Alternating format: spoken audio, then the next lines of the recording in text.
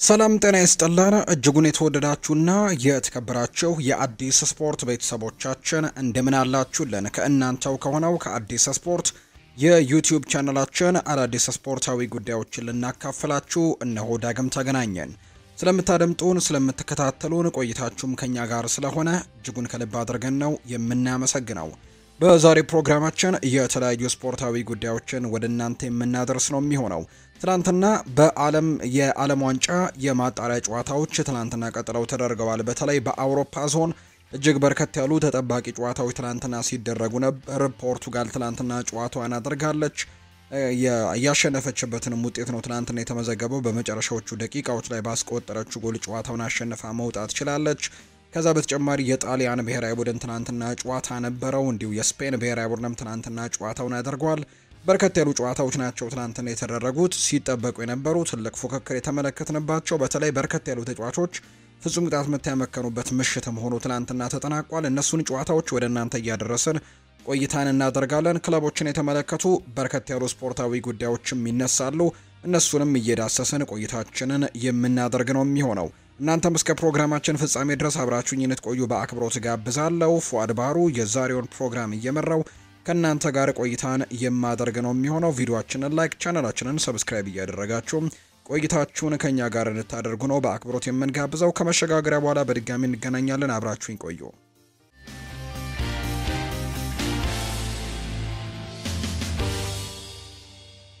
ትላንትና በዓለም ዋንጫ የማጣሪያ ጨዋታዎች የተለያዩ ብሔራዊ ቡድኖች ጨዋታቸውን አድርገዋል። ትላንትና በተለይ በአውሮፓ ዞን የዓለም ዋንጫ የማጣሪያ ጨዋታዎች በርከት ብለው ነው እንግዲህ ጨዋታዎች የተደረጉት። ትላንትና ቅድሚያ ከጨዋታቸውን ካደረጉት መካከል ከሚጠቀሱት መካከል ሃንጋሪና አርሜኒያ ያደረጉት ጨዋታ ይጠቀሳል።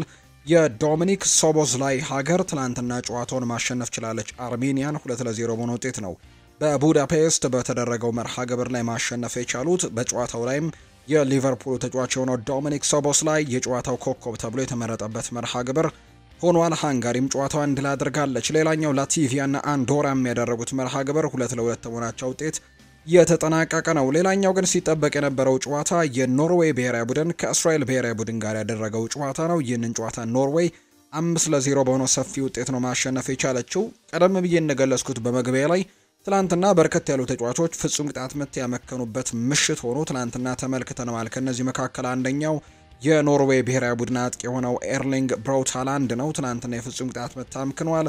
ሌላኛው የጣሊያን ብሔራዊ ቡድን ተጫዋች የሆነው ማቴዎ ሬቴጊዮም እንዲሁ ከኢስቶኒያ ጋር ባደረጉት ጨዋታ ላይ የፍጹም ቅጣት ምት አምክኗል። ክሪስቲያኖ ሮናልዶ ፖርቱጋል ከአየርላንድ ጋር ባደረገችው ጨዋታ ላይ እንዲሁም የፍጹም ቅጣት ምት ያመከነ ሌላኛው ተጫዋች ነው። ስፔን ከጆርጂያ ጋር ባደረገችው ጨዋታ ደግሞ ፌራን ቶሬስ የፍጹም ቅጣት ምትን ያመከነ ሌላኛው ተጫዋች ነው። ከነዛ መካከል ቀደም ብዬ እንደገለጽኩት የኖርዌይ ብሔራዊ ቡድን ከእስራኤል ጋር ባደረገው ጨዋታ ላይ ግብ እንግዲህ ማስቆጠር ቢችልም ነገር ግን በጨዋታው ላይ የፍጹም ቅጣት ምት አምክኗል እንግዲህ ኤርሊንግ ብራውት ሃላንድ። ነገር ግን በጨዋታው ላይ 3 ግቦችን አስቆጥሮ ሃትሪክ መስራት የቻለበት የጨዋታ ዕለት ሆኖም ተጠናቋል። ቀሪዎቹን የኖርዌይ ብሔራዊ ቡድን ግቦችም የእስራኤል ተጫዋቾች ናቸው ማስቆጠር የቻሉት በራሳቸው ላይ። ኤርሊንግ ሃላንድ በጨዋታው ያገኘውን ፍጹም ቅጣት ምትም 2 ጊዜ ነው የሳተው። እሱ ደግሞ መጀመሪያ ፍጹም ቅጣት ምቱ ተመታ። ነገር ግን የእስራኤል ተጫዋቾችም እንግዲህ ፍጹም ቅጣት ምቱ ሳይመታ ፔናልቲ ቦክስ ውስጥ መግባታቸውን ተከትሎ የመጀመሪያው የተመታው የፍጹም ቅጣት ምት ቢሳትም በድጋሚ እንዲመታ ተደርጓል። ድጋሚ የመታውን ኤርሊንግ ሃላንድ በድጋሚ የሳተበትን አጋጣሚ ተመልክተናል። 2 ጊዜ የመታውን ፍጹም ቅጣት ምት ማስቆጠር አልቻለም። ኖርዌይ ሁሉንም የዓለም ዋንጫ ማጣሪያ ጨዋታዎች በማሸነፍ በ18 ነጥቦች ምድቧን በመምራት ላይ ትገኛለች። ወደ ዓለም ዋንጫው ደግሞ ሊያልፉ የሚችሉበት እድል በጣም ሰፊ እንደሆነ እየተመለከትን እንገኛለን። በተለይ የኤርሊንግ ሃላንድ ተደጋጋሚ ጎል ማስቆጠሮች በጣም በትልቁ እየቀጠሉ እንደሆነ እየተመለከትን ነው የምንገኘው። ትላንትና ኖርዌይም 5-0 በሆነ ውጤት ማሸነፍ የቻለችበት ውጤት ሆኖ ተጠናቋል። ሌላኛው በተመሳሳይ ሰዓት የተደረጉ ምሽት 3 ሰዓት ከ45 ሲል የተደረጉ በርከት ያሉ መርሃ ግብሮች አሉ። በእነዚህ ደግሞ መርሃ ግብሮች ትላንትና ፖርቱጋል፣ ጣሊያን፣ ስፔን፣ ቱርክ እነዚህ ድል የቀናቸው ብሔራዊ ቡድኖች ሆነው ትላንትና ተመልክተናል። ስፔን ትላንትና ከጆርጂያ ብሔራዊ ቡድን ጋር ነው ጨዋታውን ያደረገው። በጨዋታው ላይ የረሚ ፒኖና ኦር የዘባል ግቦቹን ያስቆጠሩ የስፔን ብሔራዊ ቡድን ተጫዋቾች ናቸው። ወሳኝ የሚባሉ ተጫዋቾቻቸው እነ ኒኮ ዊሊያምስ፣ ላሚን ያማል በትላንትናው ጨዋታ ላይ እንዳልነበሩ የሚታወቅ ነው። ነገር ግን ለየረሚ ፒኖና ኦር የዘባል ግቦች ምስጋና ይግባና ጨዋታውን ስፔን 2-0 በሆነ ውጤት አሸንፋ ማጠናቀቅ ችላለች። ጨዋታውንም ዶሚናንት ነበረች። በትላንትናው ጨዋታ ላይ ኳሱን ተቆጣጥረው ተደጋጋሚ የጎል ሙከራዎችንም ማድረግ የቻሉበትን አጋጣሚ ተመልክተን ነበር። ፌራን ቶሬስም ያገኘውን የፍጹም ቅጣት ምት ቢያስቆጥር ኖሮ ከዚህ በላይ የጎል መጠኑንም ማስፋት የሚችሉበት እድሉ ነበራቸው። ነገር ግን ስፔን ትላንትና ጆርጂያን ያሸነፈችበት መርሃ ግብር ትላንትና 2-0 በሆነ ውጤት የተጠናቀቀ መርሃ ግብር እንደሆነ ነው የተመለከት ነው። ሌሎችም በርከት ያሉ መርሃ ግብሮች የተደረጉ ጨዋታዎች አሉ።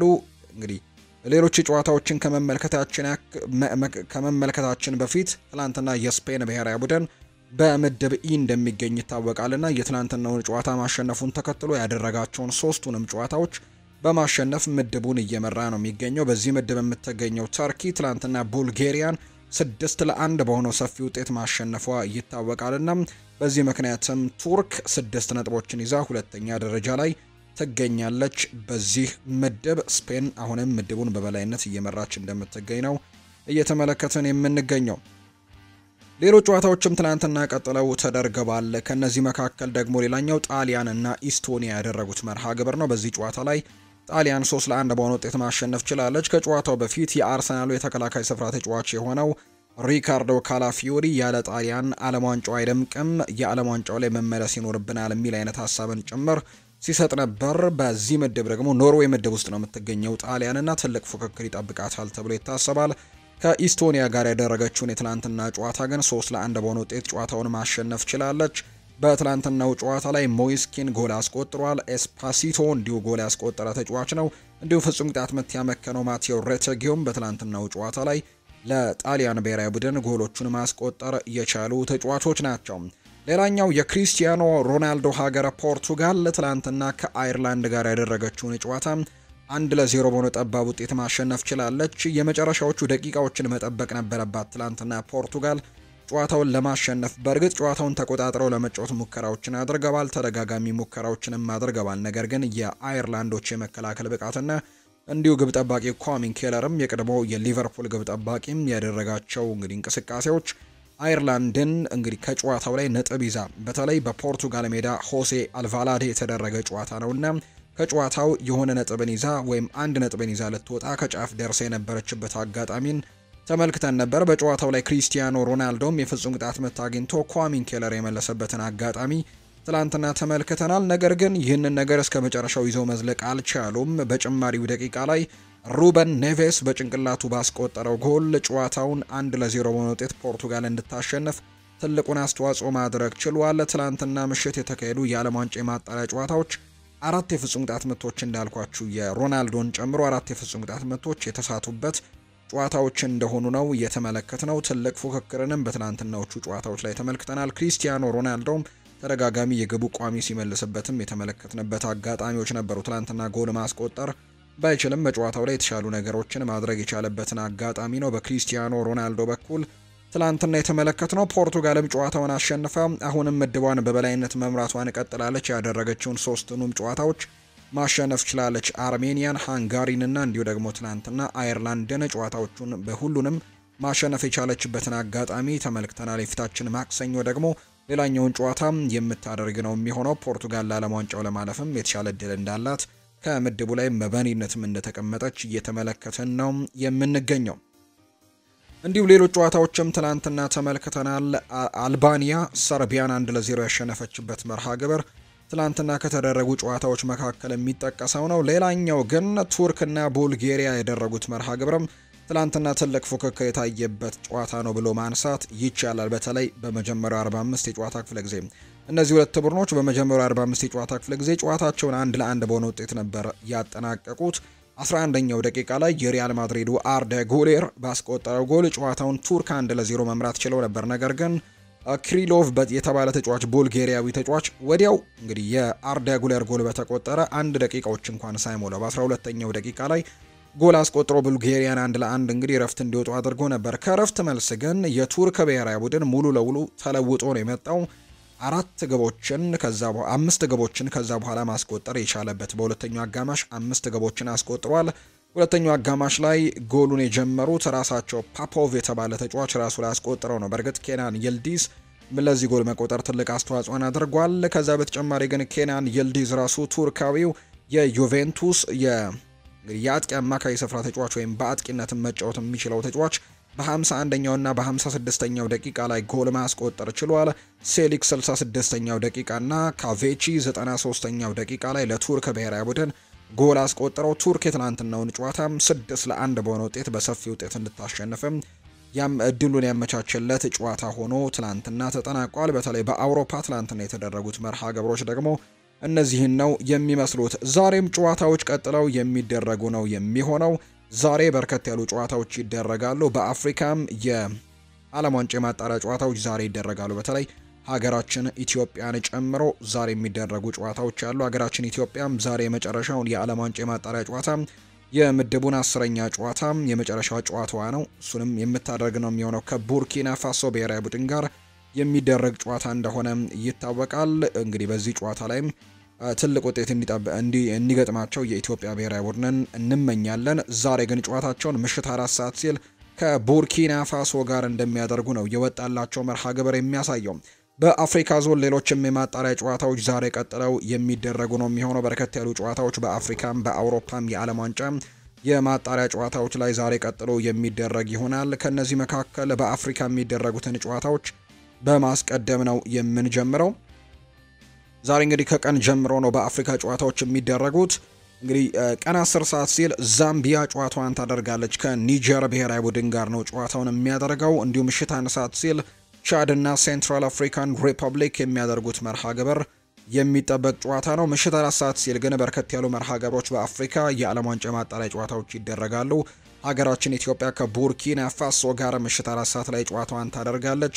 እኛው ምድብ ላይ የሚገኙትና ጎረቤት የሆነችው ጅቡቲ ከሴራሊዮን ጋር የምታደርገው ጨዋታ እንዲሁም ምሽት 4 ሰዓት ላይ ነው የሚደረገው። ወደ ዓለም ዋንጫ ቀርባ ማለፏን ያረጋገጠችው የግብጽ ብሔራዊ ቡድን ዛሬ ከጊኒ ቢሳው ጋር ጨዋታውን ያደርጋል። እንዲሁ ደግሞ ጋና ከኮሞሮስ፣ ማሊ ደግሞ ከማዳጋስካር ጋር የሚያደርጓቸው ጨዋታዎች እነዚህ ምሽት 4 ሰዓት ሲል የሚደረጉ ጨዋታዎች ናቸው በአፍሪካ የዓለም ዋንጫ ማጣሪያ ጨዋታዎች። በአውሮፓም እንዲሁ ጨዋታዎች ይደረጋሉ። ሳን ማሪኖ ከሳይፕረስ ጋር ጨዋታዋን ታደርጋለች። ቀን 10 ሰዓት ላይ የሚደረግ መርሃ ግብር ነው። ምሽት 1 ሰዓት ሲል ፋሮ አይስላንድ ከቼክ ሪፐብሊክ፣ ኔዘርላንድስ ከፊንላንድ፣ ስኮትላንድ ከቤላሩስ፣ ክሮኤሽያ ከጂብራልተር፣ ዴንማርክ ከግሪክ፣ ሉቴኒያ ከፖላንድ እና ሮሜኒያ ከኦስትሪያ ዛሬ የሚደረጉ የዓለም ዋንጫ የማጣሪያ ጨዋታዎች እንደሆኑ ነው የወጣላቸው መርሃ ግብር ደግሞ የሚያሳየው። ማንቸስተር ዩናይትድን የተመለከቱ መረጃዎችን እናንሳ። የክለብ እግር ኳሳዊ ጉዳዮችን ወደ እናንተ ስናደርስ ከማንቸስተር ዩናይትድ ጋር በተያያዘ ቀዳሚ የምናደርገው ጉዳይ ሰሞኑን ከጄጄ ጋብሪኤል ጋር በተያያዘ አንዳንድ መረጃዎች ሲወጡ ሰምተናል። በማንቸስተር ዩናይትድ ቤት እጅግ በጣም ተስፈኛ ከሚባሉ ማንቸስተር ዩናይትድም ወደፊት በትልቁ ከሚመለከታቸው ታዳጊዎች መካከል አንደኛው እንደሆነ ይታወቃል። ጄጄ ጋብሪኤል በተለይ አሰልጣኝ ሩበን አሞሪም ይህንን ተጫዋች እንደሚወደውና ይህንን ተጫዋች እንቅስቃሴዎቹንም ቀርቦ እንደሚመለከት እድሜው ትንሽ መሆኑ 15 ዓመት መሆኑ ወደ ዋናው ቡድን ጨዋታዎች ላይ እንዳይሰለፍ ምናልባት እንግዲህ ካገደው እንጂ በቅርቡ ነው 15 ዓመትም የሞላው 14 ዓመቱ ላይ ነበር እስካሁን ድረስ። ምናልባት በዋናው ቡድን የቋሚ ጨዋታዎች ላይ ልንመለከት የምንችልበት እድል ጠባብ ቢሆንም ነገር ግን በቅርብ ዓመታት ግን ለማንቸስተር ዩናይትድ ትልቅ ግልጋሎት መስጠት የሚችል በጣም ተስፈኛ ታዳጊ ተጫዋች እንደሆነ በርካቶች ያነሱለታል። ባርሴሎናዎች ይህንን ተጫዋች እንደሚፈልጉት ይታወቃል እና ከላሚን ያማል ጋርም ተመሳሳይ ተሰጥኦዎች እንዳሉት ያምናሉ ባርሴሎናዎች። እንዲሁ ማንቸስተር ዩናይትድ ደግሞ ህፃኑ ሜሲ እያሉም ጭምር እንደሚጠሩት ነው ዘገባዎች የሚያሳዩት። ይህንን ታዳጊ የማንቸስተር ዩናይትድ ተስፋ የሆነውን ጄጄ ጋብሪኤልን በተመለከተ ሰሞኑን አንዳንድ ዘገባዎች ሲወጡ ነበር። የወጡት መረጃዎችም የሰሜን ለንደኑ ክለብ አርሰናል ታዳጊውን ከማንቸስተር ዩናይትድ ለማስፈረም እንቅስቃሴ እንደጀመረ የሚያሳዩ ዘገባዎች ነበሩ ሲወጡ የነበረው። ነገር ግን አርሰናል ተጫዋቹን ሊያስፈርም ነው መባሉ ትክክለኛ እንዳልሆነና ያልተረጋገጠ ዘገባ እንደሆነ የሚያሳዩ መረጃዎች ደግሞ እየወጡ ይገኛሉ። ማንቸስተር ዩናይትዶች ህፃኑ ሜሲ የሚል ቅጽል ስም የወጣለትን ታዳጊ በክለቡ በማቆየትም ሁሉንም ነገር ለማድረግም መዘጋጀቱን የተገለጸው በቅርቡ የ15 ዓመት በዓሉን ያከበረው ጄጄ ጋብሪኤል በዚህ ዓመት በፊት አጥቂነት ሚና ላይም ተሰልፎ ባደረጋቸው 5 ጨዋታዎች 7 ጎሎችን ማስቆጠር ችሏል። ከ20 ዓመት በታች ቡድኑ ጋርና ከ18 ዓመት በታች ቡድኑ ጋር ጨዋታዎችን እያደረገ ይገኛል።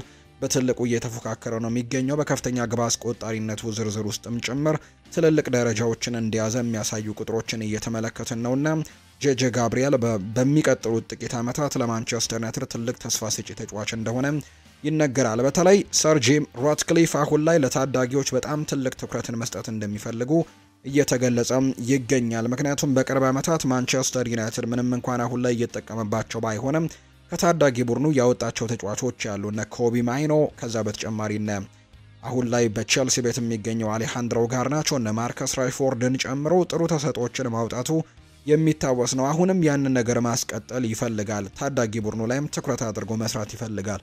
ባለፉት ጥቂት ዓመታት ቡድኑ ጋላክቲኮችን ወይም ደግሞ ትልልቅ ተጫዋቾችን በትልልቅ ገንዘብ በማምጣት ቡድኖችን ለመስራት ሙከራዎችን ሲያደርግ እንደነበር የምናስታውሰው ነው። በጣም ትልልቅ የሚባሉ ተጫዋቾች እንኳን ባይሆኑ ተጫዋቾችን በማምጣት ግን የተጠመደ ክለብ እንደሆነ እየተመለከተን እንገኛለን እና ያንን አትሞስፌር መቀየር ይፈልጋል ሰር ጂም ራትክሊፍ። ከታዳጊ ቡድኑ ተጫዋቾች መጥተው እድል እንዲያገኙ ፍላጎት እንዳለው ይነገራልና በስልጠና ማዕከሉ ላይ ለማሻሻል እንዲሁ ደግሞ የሚያድሩበትንም ቦታ ጭምር ለማስተካከል እንግዲህ ዝግጅቶች እየተጀመሩ እንደሆነ ይታወቃል። ማንቸስተር ዩናይትድ አካዳሚው ላይ በትልቁ ትኩረት ሊያደርግ እንደሚችል መረጃዎች እየወጡ ነው። ለካሴሜሮ በዩናይትድ ቤት የመጨረሻ ሲዝኑ ሊሆን የሚችልበት እድል በጣም ሰፊ ነው ተብሎ እየተነገረ ነው። ለካርሎስ ካሴሜሮ በዩናይትድ ቤት የመጨረሻ ሲዝኑ ነው የሚሉ መረጃዎች እየወጡ ይገኛሉ። የማንቸስተር ዩናይትድ አማካይ የሆነው ካርሎስ ካሴሜሮ ከበላይ አካላት የውል ማራዘሚያ እንደማይቀርብለትና ከዚህ የውድድር ዘመን በኋላ በዩናይትድ እንደማይቀጥል የጋራ አቋም መያዛቸው የሚያሳዩ መረጃዎች እየወጡ ይገኛሉ። ሩዲ ጋሌቲ እንደተናገረው ከሆነ ማንቸስተር ዩናይትዶች ከዚህ በኋላ ይህንን ተጫዋች እንደማይቀጥሉ ነው የተገለጸው። ነገሮች በቅጽበታዊ ሁኔታዎች የማይቀየሩ ከሆነ ከዓለም ዋንጫው በኋላ የካርሎስ ካሴሜሮና የማንቸስተር ዩናይትድ እህል ውሃ ሙሉ ለሙሉ ያበቃለታል ተብሎ እንደሚጠበቅ ነው ይፋ የሆነው።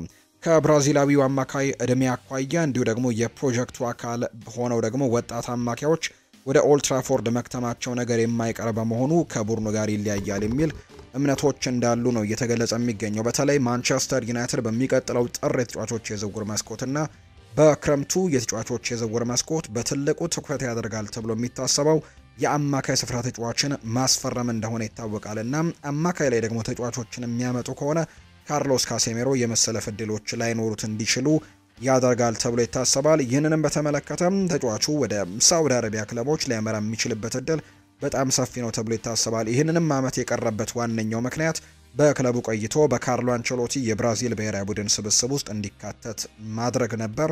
ያንንም ደግሞ ሊያሳካ እንደሚችል የሚያሳዩ ፍንጮችን እየተመለከትን ነው። ምክንያቱም ካርሎስ ካሴሜሮ አሰልጣኝ ካርሎ አንቸሎቲ የብራዚል ብሔራዊ ቡድንን ከተረከቡበት ጊዜ በኋላ ተደጋጋሚ ጥሪዎች እየቀረቡለት እንደሚገኝ በመታወቁ ምክንያት በቀጣይ ጨዋታዎችም ሊኖር እንደሚችል ይገመታል። ነገር ግን ከዚህ በኋላ ግን የማንቸስተር ዩናይትድ እህል ውሃው በዚህ ክረምት ያበቃል ተብሎ እንደሚጠበቅ ነው ሩዲ ጋሌቲ መረጃውን እያጋራ የሚገኘው። የቀድሞ የአርሰናል ተጫዋችና አሁን በሰንደርላንድ እየተጫወተ ይገኛል። ከባየር ሌቨርኩዘን ወደ ሰንደርላንድ ካመራ በኋላ አሁን ላይ በሰንደርላንድ እየተጫወተም እየተመለከትነው እንገኛለን። ግራኒት ዣካ ከፕሪሚየር ሊጉ ከሚገኙ አማካዮች መካከል አነጻጽር ተብሎ ጥያቄ የቀረበለት ነበርና ብሩኖ ሚጌል ፈርናንዴዝን በአንደኝነት አስቀምጦታል። እሱ ብሩኖ ፈርናንዴዝ ለብዙ ዓመታት በወጥ ብቃት ላይ ታይቷል። በፕሪሚየር ሊጉ ላይ ብቻ አይደለም ለፖርቱጋል ብሔራዊ ቡድንም ድንቅና ትልቅ ብቃቱን ማሳየት ችሏል። ብሩኖ ፈርናንዴዝ ባለፉት ዓመታት ያስመዘገባቸው ቁጥሮች የማይታመኑ ናቸው። እኔ እሱን በጣም ትልቅ ክብር አለኝ፣ ለዛም እሱን ቀዳሚ ስፍራ ላይ አስቀምጠዋለሁ ሲልም ጭምር ነው ግራኒት ዣካም ስለ ብሩኖ ሚጌል ፈርናንዴዝ ሐሳቡን የተናገረው። ከማንቸስተር ዩናይትድ ሽያጭ ጋር በተያዘም ሰሞኑን አንዳንድ ዘገባዎች እየወጡ እንዳሉ እየተመለከትን እንገኛለን። በሰር ጂም ራትክሊፍ እና በግሌዘር ቤተሰቦች መካከል ስምምነት ሲፈጸም ጉልህ የስንብት አንቀጽም መካተቱን የተነገረው።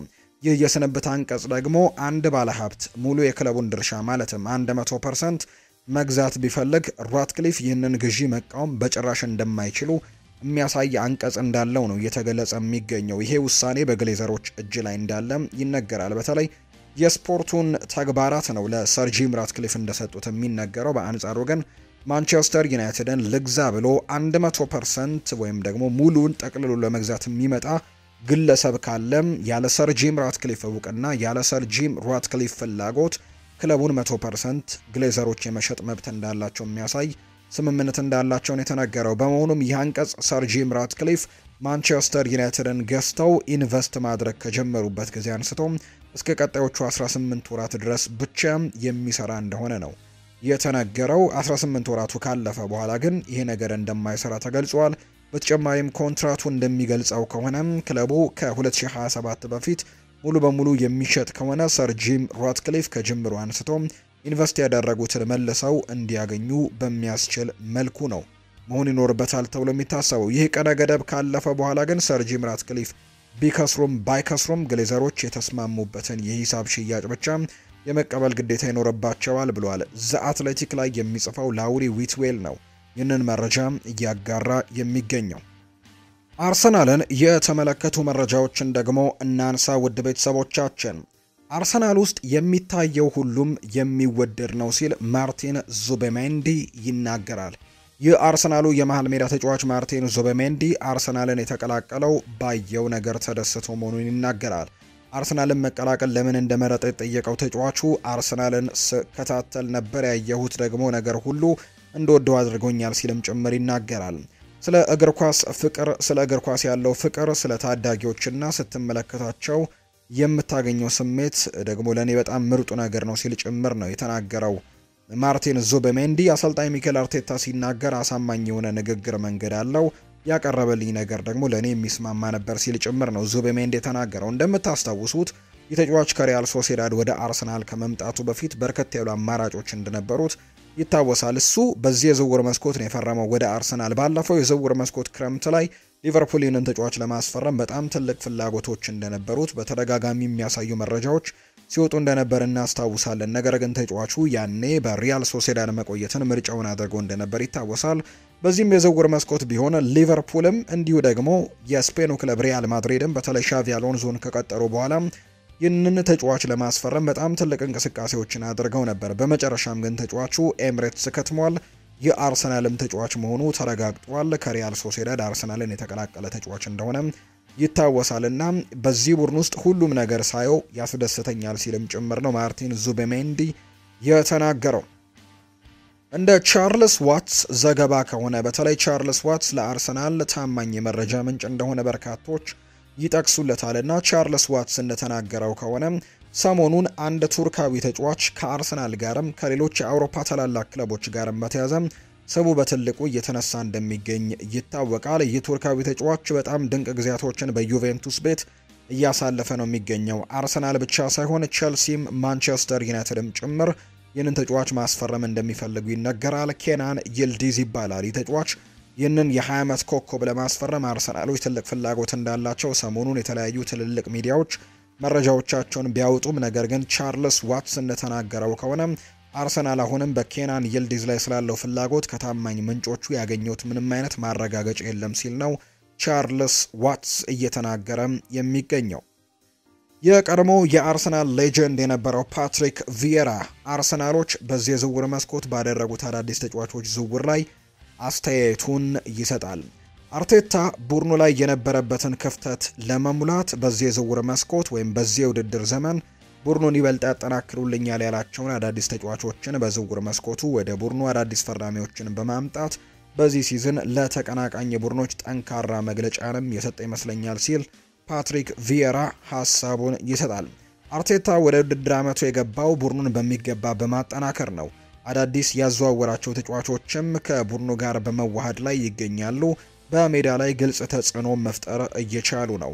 አዎ አርቴታ በሚገባ እንግዲህ ቡድኑን ሜዳ ላይ ቀይሮታል። በዚህ ዓመትም ልክ እንደ ቡድኑ ቻምፒየንስ ሊግ ቡድን የሚመስል የሜዳ ላይ እንቅስቃሴም እያደረገ ነው። አርሰናል ጥሩ እየተጫወተ እንደሆነ በደንብ ይሰማኛል ሲልም ጭምር ነው ፓትሪክ ቪየራ የሚናገረው።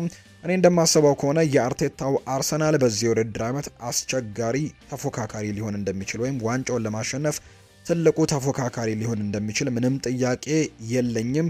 ቡድኑን ከረጅም ዓመታት በኋላ ዋንጫውን ወደ ኤምሬትስ ስቴዲየም ለማምጣትም ዝግጁ እንደሆነና ዋንጫውን ለማንሳትም እስከ መጨረሻው ለመታገል ዝግጁ እንደሚሆንም ጭምር ነው እየተናገረ የሚገኘው ፓትሪክ ቪየራ። የአርሰናሉ የቀይ መስመር አጥቂ የሆነው ቡካዮ ሳካ በዚህ የውድድር ዓመት የሃምስትሪንግ ጉዳት አጋጥሞት ከሜዳ ብዙ ጨዋታዎች እንዳመለጡት የሚታወስ ጉዳይ ነው። ነገር ግን ከጉዳቱ አገግሞ ወደ ሜዳ ከተመለሰበት ጊዜ ጀምሮ ድንቅ የሚባል እንቅስቃሴዎችን እያሳየ ይገኛል። በተለይ ደግሞ በዚህ ሳምንት ለብሔራዊ ቡድኑ በጣም ቆንጆ የምትባል ጎል ከዌልስ ብሔራዊ ቡድን ጋር ባደረጉት የወዳጅነት ጨዋታ ላይ ማስቆጠር ችሎ እንደነበር የሚታወስ ነው። ሳካ አሁንም ቢሆን ወደ ምርጥ አቋሙ እንዳልተመለሰ ነው የሚናገረው።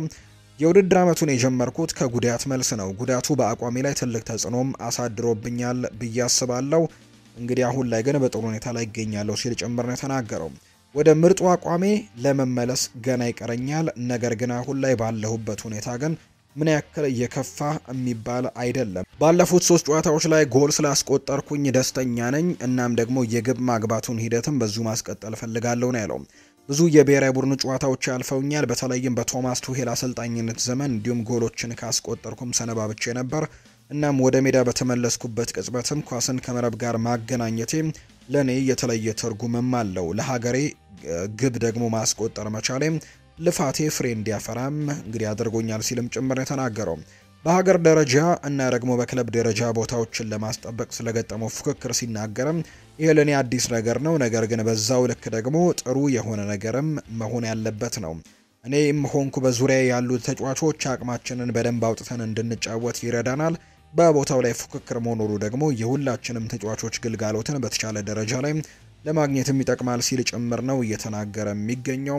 ቡካዮ ሳካ በተለይ አርሰናሎች የተለያዩ ቦታዎቻቸውን እንዳጠናከሩ ይታወሳል። ከነዚህ መካከል አንደኛው ቡካዮ ሳካም የሚጫወትበት ቦታ ላይ አርሰናል ተጫዋቾችን ማምጣቱ የሚታወስ ነው። በተለይ ከቼልሲ ያመጡት ኖኒ ማንዱዌኬ እዛ ጋር በደንብ ማገልገል የሚችል አይነት ተጫዋች እንደሆነ ይታወቃልና እንግዲህ አሁንም ቢሆን ቡካዮ ሳካ በደንብ ፉክክሩን ለማጣጣምና ወደ ቋሚ አስተላለፍ ውስጥም በቋሚነት ለመግባትም ሙከራዎችን አደርጋለሁ ሲልም ጭምር ነው እየተናገረ የሚገኘው።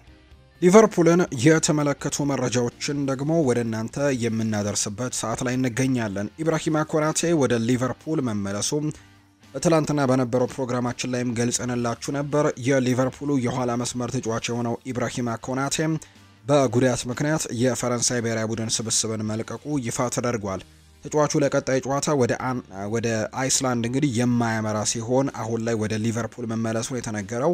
እንግዲህ ፈረንሳይ ብሔራዊ ቡድን ከአዘርባይጃን ጋር ባደረገው ጨዋታ ላይ ነው ጉዳት እንደገጠመው የተገለጸው። ፈረንሳይ ደግሞ ነገ ምሽት ጨዋታዋን ታደርጋለች ከአይስላንድ ጋር የሚደረግ ጨዋታ ነውና በዚህ ጨዋታ ላይ እንደማይኖር ይፋ ተደርጓል። ይልቁንስ ወደ አንፊልድ መመለሱ ወደ ሊቨርፑል ከተማ መመለሱ ጭምር ነው የተነገረው።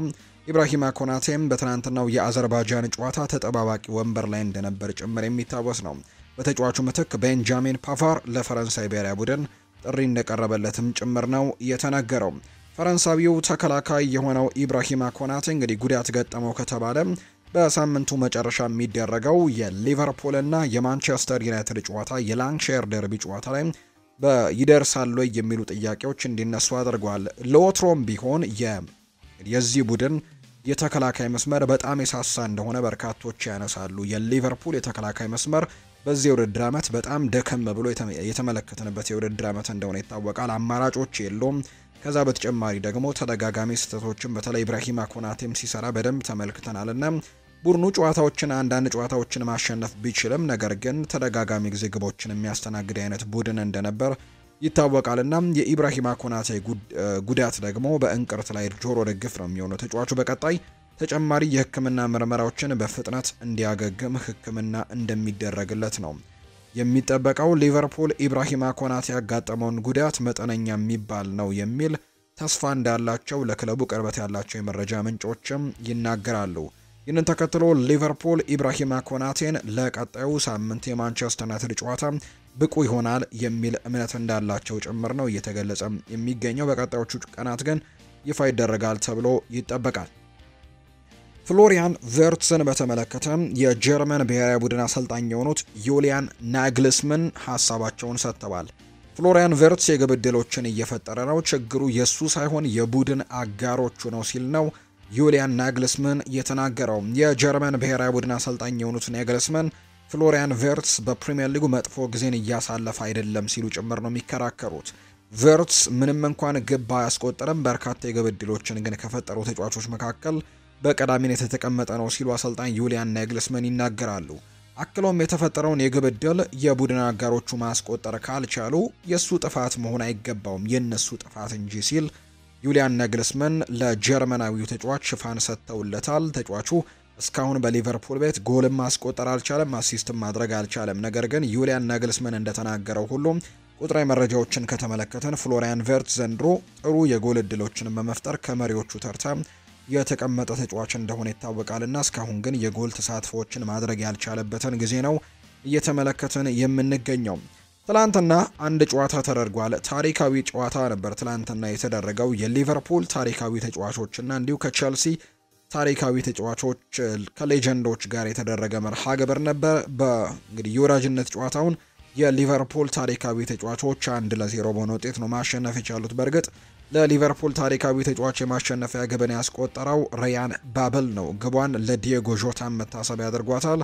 ቸልሲን በአሰልጣኝነት ከክለቡ ጋር ቻምፒየንስ ሊግን ያሸነፉት ሮቤርቶ ዲ ማቴዮን የመሩት ከሁለቱ ክለቦች ታሪካዊ ተጫዋቾች ፍልሚያም የሚገኘው ሙሉ ገቢ ደግሞ ለበጎ አድራጎት ዓላማ እንደሚውልም ጭምር ነው ይፋ የተደረገው። ትላንትና የተደረገው ጨዋታ ግን በሊቨርፑል ሌጀንዶችና በቼልሲ ሌጀንዶች መካከል የቀድሞ ተጫዋቾችን በተለይ በርከት ብለው ትላንትና በሁለቱም በኩል ተመልክተናል። ጨዋታውን ግን የሊቨርፑል ሌጀንዶች ጨዋታውን 1-0 በሆነ ውጤት ነው ማሸነፍ የቻሉት። ቸልሲን የተመለከቱ መረጃዎችን ወደ እናንተ እናደርስ። ቸልሲ ተጫዋቹ ጉዳት ገጥሞታል። አርጀንቲናዊው የምዕራብ ለንደኑ ክለብ ቸልሲ የመሃል ሜዳ ተጫዋች የሆነው ኤንዞ ፈርናንዴስ የጉልበት ጉዳት እንዳጋጠመው ተነግሯል። በጉዳቱ ምክንያት ከአርጀንቲና ብሔራዊ ቡድን ስብስብ መልቀቁ ይፋ ተደርጓል። ተጫዋቹ በሚቀጥለው ሳምንት መጀመሪያም ወደ ክለቡ እንደሚመለስ ነው ይፋ እየተደረገ የሚገኘው። ነገር ግን ኤንዞ ፈርናንዴዝ ጉዳት ደርሶበታልና ይሄ ለኤንዞ ማሬስካ በጣም ከባድ ሊሆን እንደሚችል ይታመናል። ምክንያቱም ቡድኑ ላይ በተለይ ኮል ፓልመር በሌለባቸው ጨዋታዎች ላይ የቡድኑ እጅጉን ወሳኝ ተጫዋች እንደሆነ በተደጋጋሚ እያሳየ ይገኛልና በዚህ ውድድር ዓመትም በርከት ያሉ ግቦችን ማስቆጠር የቻለ ተጫዋች እንደሆነ ይታወቃል። ነገር ግን ይህ ተጫዋች አሁን ላይ በጉዳት ምክንያት ለቀጣዮቹ ጨዋታዎች የቼልሲን እንግዲህ ግልጋሎት ማግኘት እንደማይችሉ ነው የሚታመነውና ይህንን ተጫዋች ማጣት ለቼልሲም ትልቅ ጉዳት ይሆናል ተብሎ ይታሰባል። ነገር ግን በቅርብ ጊዜያትም ሊመለስ የሚችልበት እድል እንዳለ ጭምር ነው ዘገባዎች የጠቆሙት። በዚሁ የሪያል ማድሪድ ጉዳዮችን የምናነሳ ውድ ቤተሰቦቻችን ሪያል ማድሪድ እንዳረጋገጠው ከሆነ ልክ እንደ ኬሊያን ኤምባፔ ሁሉ የፍራንኮ ማስተንቱኖም ጉዳት ከባድ የሚባል እንዳልሆነ ይፋም ተደርጓል። በተለይ ዘ አትሌቲክ የተባለው የመረጃ ምንጭ እንደተናገረው ከሆነ የፍራንኮ ማስታንቱኖ ጉዳትም ከባድ የሚባል አይደለም ሲልም ጭምር ነው። ልክ እንደ ኬሊያን ኤምባፔ ሲል ጭምር ነው ዘ አትሌቲክ የተባለው የመረጃ ምንጭ እየተናገረው። በአንድ ሰሞን ራሴን ደካማ እንደሆንኩኝ አስብ ነበር፣ እናም በዚህ አጋጣሚ ሰውን ማናገርም አልፈልግም ነበር ሲል ጭምር ነው ጁድ ቤሊንጋም የተናገረው። ነገር ግን በሆነ ወቅት ላይ አእምሮዬ ምንም ሰው እንግዲህ ባያስፈልግስ ብዬ ደግሞ ማሰብ ጀመርኩኝ። ነገር ግን እውነታው ሌላ ነበር፣ በወቅቱ ሰው ያስፈልገኝ ነበር ሲልም ጭምር ነው ጁድ ቤሊንጋም ሀሳቡን እየተናገረ የሚገኘው። ቤሊንጋም ይቀጥልና እኔ ከአትሌቶች ረድፍም ውስጥ የምካተት ሲሆን ይህንን ደግሞ ነገር ልናገር ወዳለሁ። እኛ አትሌቶች በዓለም ላይ በእግራችን ስርም ወይም ደግሞ በእጃችን ያለ ሊመስለን ይችል ይሆናል። የምንፈልገውን ማድረግ እንችላለን፣ ብዙ ገንዘቦችንም እንዲሁ ጭምር ስላለን፣ እናም በጭራሽ ግን የምንጎዳ አይመስለንም ሲል ጭምር ነው የሚናገረው። ነገር ግን እንደኔ ያሉ ሰዎችና እነዚያ ደግሞ ቦታዎችም በቅርብ ለአመታቶች ውስጥ ይረከባሉ። ለእነሱ ትልቅ ሚና መጫወትም እናም ደግሞ ምሳሌ መሆንም ይኖርብኛል ሲል ጭምር ነው የተናገረው። ጁድ ቤሊንጋም ነው ይህንን ሀሳብ እየሰጠ የሚገኘው። ሮድሪጎ ጎይስ ሰሞኑን በተለይ ብራዚል ከኮሪያ ጋር ጨዋታ ነበራትና በዛ ጨዋታ ላይ 5-0 በሆነ ውጤት ነው ጨዋታውን ማሸነፍ የቻሉት። በጨዋታው ላይ ሮድሪጎ ጎይስ 2 ጎሎችን ማስቆጠሩን እናስታውሳለን። ከጨዋታ በኋላ ሮድሪጎ ጎይስ አንድ ሀሳብን ሰጥቷል።